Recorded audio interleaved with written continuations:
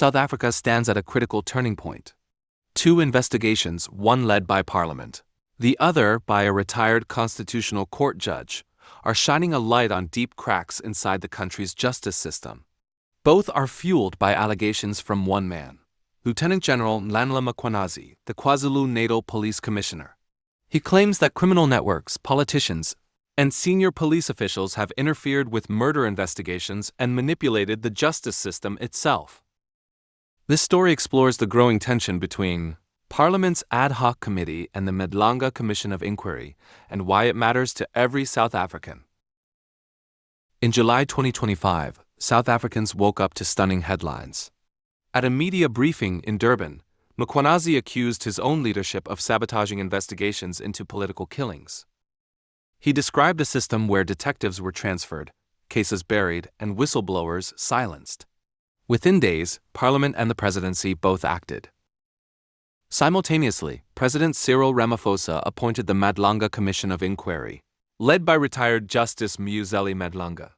Its mandate: investigate criminality, political interference, and corruption within South Africa's criminal justice system. Two processes, one story, both chasing the same truth, but on a collision course.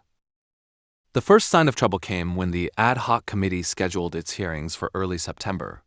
But Mkhwanazi said he would testify at the Madlanga Commission first. That forced Parliament to postpone.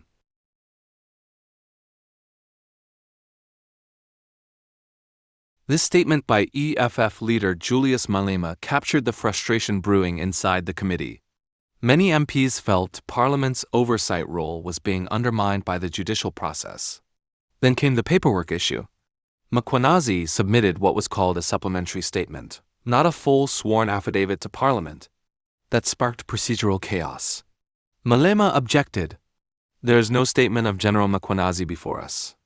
There is a statement to the Madlanga Commission. Meanwhile, the Madlanga Commission itself wasn't ready to begin. Procurement failures in the Justice Department delayed its hearings by weeks. Analysts warned that every delay risked witness intimidation and evidence tampering. Be a role, community march, civil society statements calling for accountability. Let's pause and understand the key players. It's Gen Nhlanhla Mkhwanazi, whistleblower at the center. Gen Fannie Masemola, National Commissioner, told the Commission that Minister Senzo Mchunu interfered in SAP's operations. Senzo Mchunu, then Police Minister, accused of ordering the disbandment of the Political Killings Task Team. Soviet Lt Gen, Chair of the Ad Hoc Committee, steering a politically charged process. ADV Norman Arendts SC, Evidence Leader, ensuring fairness and legality. Justice Mzila Madlanga, Presiding Judge over the inquiry. MP Zola Nchola, Justice Portfolio Chair, raising concern over repeated delays. Each of these names represents a different center of power: Parliament, police, the executive, and the judiciary, all clashing under the same spotlight. August 2025. The Madlanga Commission postpones its start due to procurement failures. The 26th of August. Parliament's Justice Committee issues a statement. Delays due to officials not executing responsibilities are unacceptable. The 10th of September. Ad Hoc Committee confirms Mkhwanazi unavailable until after the 24th of September. The 7th of October. Parliament reconvenes. Chaos erupts over documentation validity. The 13th of October. The Madlanga Commission moves to hold in-camera hearings, citing witness safety, the 16th of October.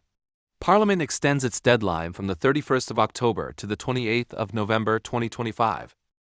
Each date marks another escalation, deadlines shifting, credibility questioned, and frustration growing across the political spectrum. Beneath the surface lies a battle over control of information, of public perception, of accountability itself. Critics argue that political elites fear what Mkhwanazi might reveal. Supporters of the inquiry insist that due process takes time. Whatever the motive, ordinary South Africans are the ones caught in the middle. While committees argue, families of victims of political killings still wait for justice. Analysts warn that the credibility of both Parliament and the Madlanga Commission now hangs in the balance. If they fail, public trust in the entire justice system could collapse.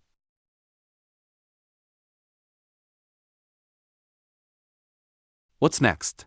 Mkhwanazi's testimony before both bodies. Potential subpoena of former Police Minister Mchunu.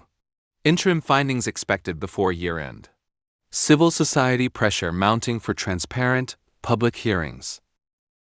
These next few weeks will determine whether oversight institutions can still work together, or whether factionalism will cripple accountability once again.